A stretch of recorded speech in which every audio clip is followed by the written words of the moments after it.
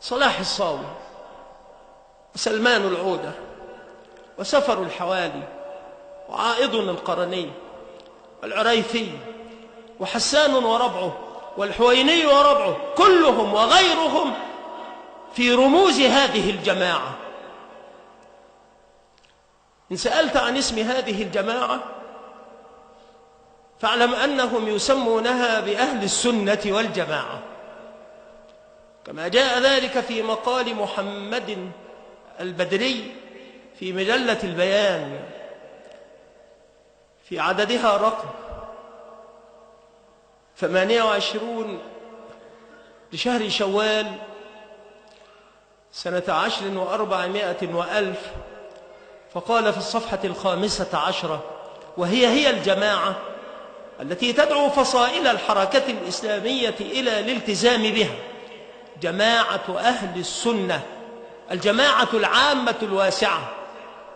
ويقول في الصفحة 18: ولنسير جميعا إلى أهدافنا تحت راية أهل السنة والجماعة.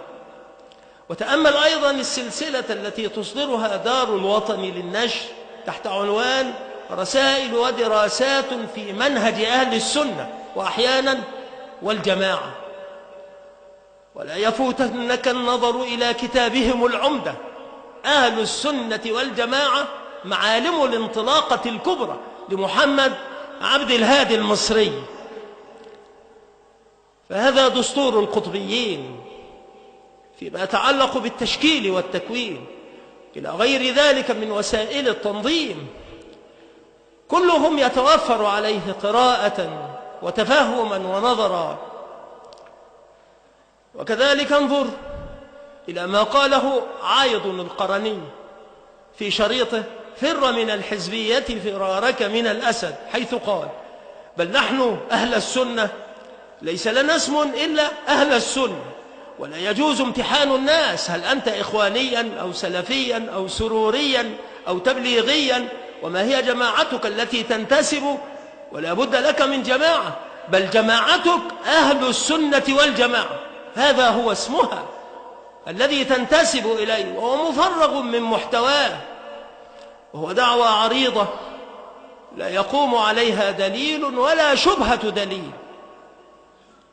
كالهر يحكي امتثاقا صولة الأسد.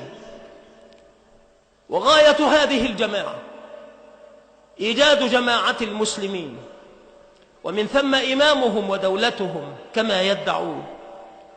ويوضح ذلك ما جاء في نشرة مركز بحوث تطبيق الشريعة الإسلامية في العدد الرابع، والنشرة معنونة به شرعية الانتماء إلى الأحزاب والجماعات الإسلامية.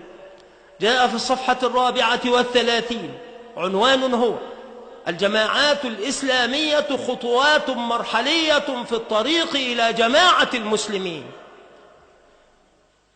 يذكرك هذا بكلام البرهامي في تلك الرسالة الشائهة المشوهة التي يتوفر عليها كل منتسب إلى سروريته، وكانوا يعلمونها الناس قبل أحداث 25 من يناير، حتى في الزرائب، في الحظائر، حظائر المواشي، لأنهم يستخفون ولا يظهرون.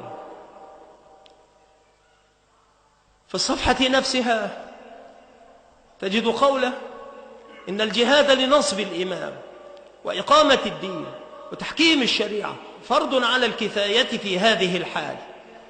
في هذه المرحلة يأتي دور الجماعات الإسلامية باعتبارها تجمعات مرحلية في الطريق إلى جماعة المسلمين.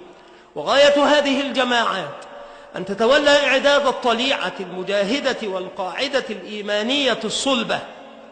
لقد سبق أن الأصل عند انعدام السلطة الشرعية هو انتقال هذه السلطة إلى الأمة ممثلة في أهل الحل والعقد منه، وأن على هؤلاء أن يجمعوا كلمة الأمة حول متبوع مطاع تنتظم به الكلمة وتتوحد به الراية، ويبدأ من خلاله الجهاد في سبيل الله. وجاء في العدد 12 من السلسلة السابقة نفسها والمعنون به مدخل إلى ترشيد العمل الإسلامي في مسيرة الجماعات الإسلامية. جاء قولهم: والأصل في ذلك كله أن الحركات الإسلامية اليوم بمثابة الجيوش التي ينبغي أن تنتظم بها الأمة كلها على اختلاف مذاهبها ومشاربها. كلام من هذا؟ قد سمعته من قريب، وكلام منظر القطبيين والتكفيريين في العالم صلاح الصاوي. يقول: لدفع فتنة الكفر ورد خطره عن دار الإسلام فهي البديل عن الدولة الإسلامية. هؤلاء الذين ينضمون إلى تلك الجماعات والفرق من أهل الأهواء والبدع هم البديل عن الدولة الإسلامية، ولا بد من جمعهم حول أهل الحل والعقد من المتردية والنطيحة وما أكل السبع. يقول: فهي البديل عن الدولة الإسلامية التي كانت تجند كافة المسلمين إذا داهم العدو دار الإسلام، ولا تحجب أحدا ممن ثبت له عقد الإسلام من الاشتراك في هذا الجهاد، ولا تمنعه منه، ولا تحجب عنه الغنيمة والفيء ما دامت يده مع يد المسلمين.